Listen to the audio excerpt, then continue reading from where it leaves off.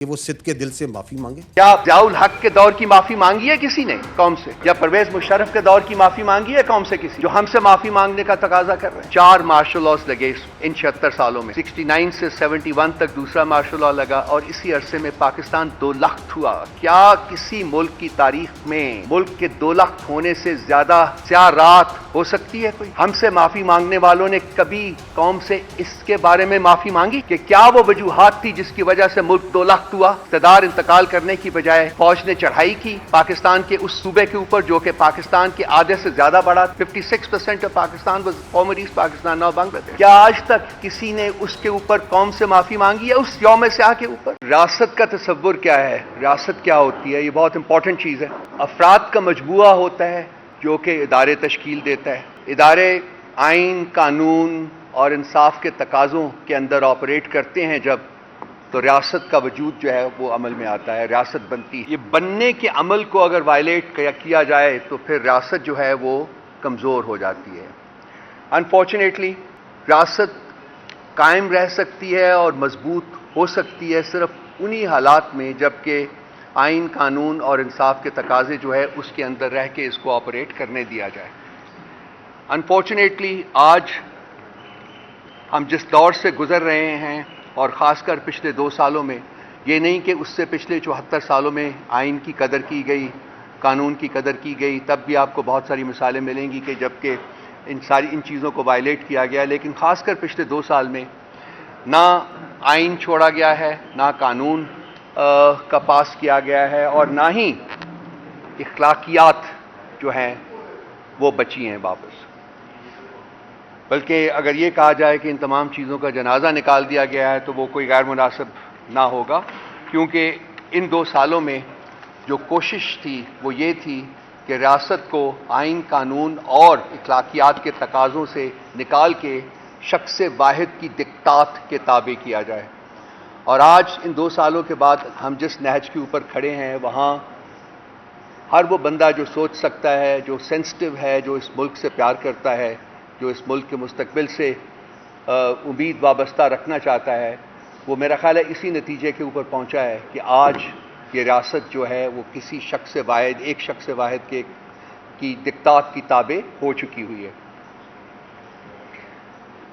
کچھ دن پہلے 8 مئی کو میرا خیال ہے ڈی جی ISPR صاحب نے ایک پریس کانفرنس کی، میں نے اس کا جواب تو دیا تھا، لیکن 1-2 چیزیں تھیں جو کہ رہ گئی تھی۔ یہ ڈی جی ISPR کا جو یہ بھاشن تھا، یہ واز تھا، یہ ایک سیاسی بھاشن اور سیاسی واز تھا جو کسی صورت میں پاکستان کے ایک آئینی ادارے جو اپولیٹیکل ہے، جس کا سیاست سے کوئی عمل دخل نہیں ہے، جن کی جو اوتھ آف آفس ہے وہ بھی اس چیز کی غمازی کرتی ہے کہ وہ سیاست میں عمل دخل نہیں دے سکتے، ان کے پلیٹ فارم سے اس قسم کا جو لیکچر جو ڈیلیور ہونا جو ہے وہ اپنے تئیں، اور شاید اس پوائنٹ کو شعیب شاہین صاحب بعد میں اس کے اوپر فردر روشنی ڈال سکیں، لیکن میری ناچیز رائے میں یہ اپنے تئیں پاکستان کے آئین اور قانون کی وائلیشن تھی، بلیٹنٹ وائلیشن تھی۔ ایک سیاسی بیان ISPR کے پلیٹ فارم سے وہ ایک قانون اور آئین کی جو تھی وہ وائلیشن تھی۔ یہ ایسا بیان نہیں آنا چاہیے تھا، خاص کر جبکہ ایک پولیٹیکل پارٹی کو، پاکستان تحریک انصاف کو شروع سے آخر تک نشانہ بنایا گیا اور ان کو ایک انتشاری گروہ کے نام سے تشبیہ دی گئی، اور اس کے اگلے دن جو ہے وہ بڑے الیبریٹ طریقے سے ایک یوم سیاہ منایا گیا، اور وہ یوم سیاہ جو تھا اس میں بھی سارا دن جو ہے وہ پاکستان تحریک انصاف کو ٹارگٹ کیا گیا، پاکستان تحریک انصاف کے لیڈر عمران خان کو ٹارگٹ کیا گیا، ورکرز کو ٹارگٹ کیا گیا۔ جو ہم نے جو پروٹیسٹ کال دی ہوئی تھی پرامن احتجاج کی، وہاں لوگوں کے گھروں کے اوپر حملے کیے گئے، لوگوں کو پکڑا گیا، چار دیواری کا تقدس پامال کیا گیا۔ یہ خاص کر پنجاب کی بات کر رہا ہوں، اور کسی ہنڈرنس کے بغیر تو یہ پوسٹ کر رہے ہیں کہ یہ وہ پولیس فورس بن گئی ہے جو کہ ایک ٹیررسٹ آؤٹ فٹ کے طور کے اوپر جانی جا رہی ہے، اور یہ ان کا رویہ جو ہے وہ میرا خیال ہے ان کے ساتھ ساروں نے وہی سلوک کرنا ہے جو کہ وہ ٹرانسجینڈر کراؤڈ جو ہے نا وہ کر رہا ہے، اور جو آزاد کشمیر میں ان کے ساتھ ہو رہا ہے وہ آپ کے سامنے ہے، سارا کچھ ہے۔ تو میرا خیال ہے حالات کو یہ زبردستی اس طرف پش کر رہے ہیں کہ یہ تبھی لوگ جو ہیں ان کے ساتھ ویسا ہی برتاؤ کریں۔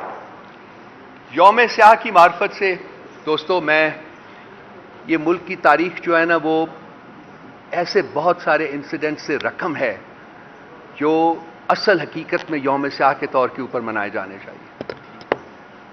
4 مارشل لاز لگے ان 76 سالوں میں، اور باقی عرصہ جو تھا وہ ڈی فیکٹو مارشل لاز جو ہے، جیسا کہ آج تک ایک ڈی فیکٹو مارشل لاء ہے پاکستان میں، اس کے طور کے اوپر جانا جاتا ہے۔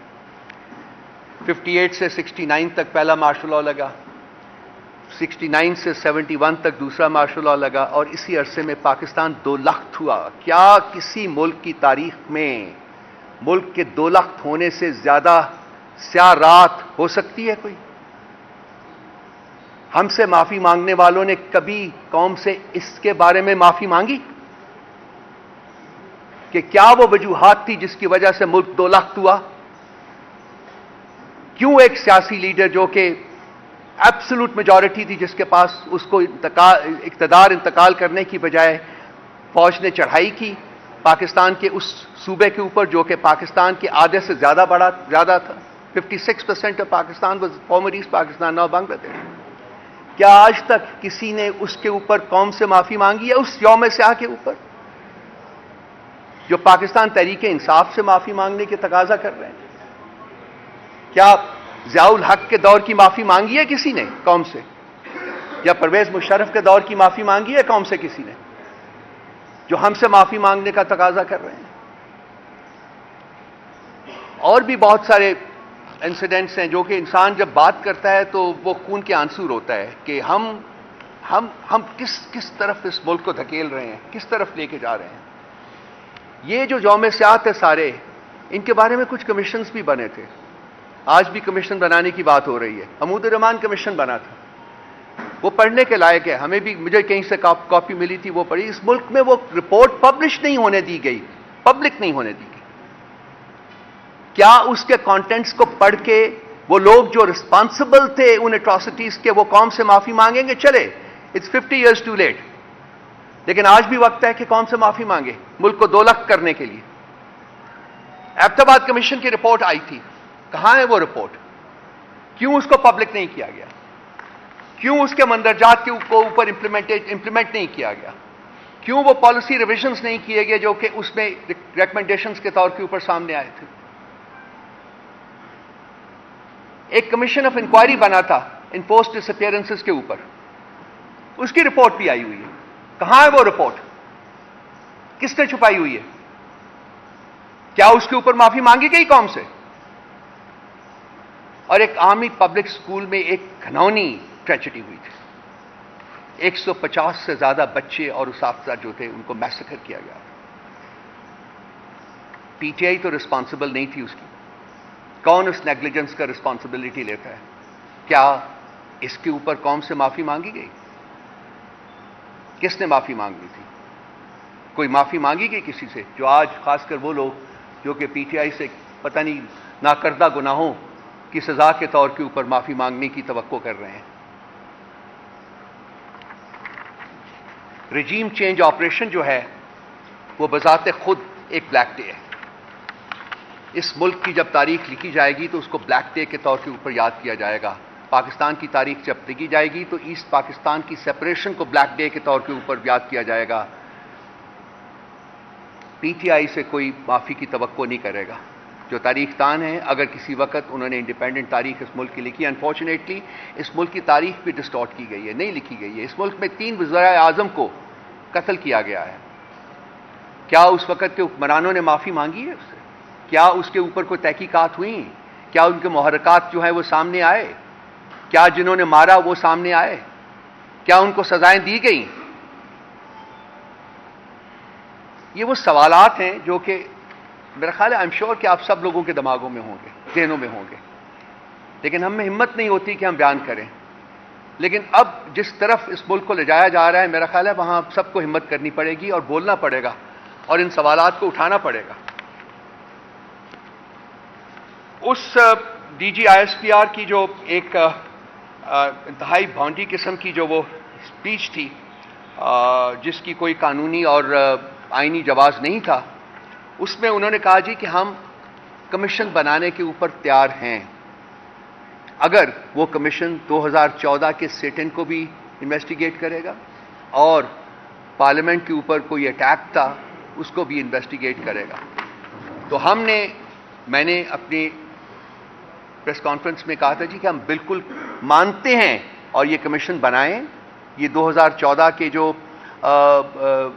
जो भी हुआ 2014 में सिट-इन हुआ है उसको भी करें इन्वेस्टिगेट, बिल्कुल पार्लियामेंट के ऊपर जो अटैक था उसको भी इन्वेस्टिगेट करें, लेकिन इसके साथ साथ ये साइफर की कंस्पिरेसी को भी इन्वेस्टिगेट करें।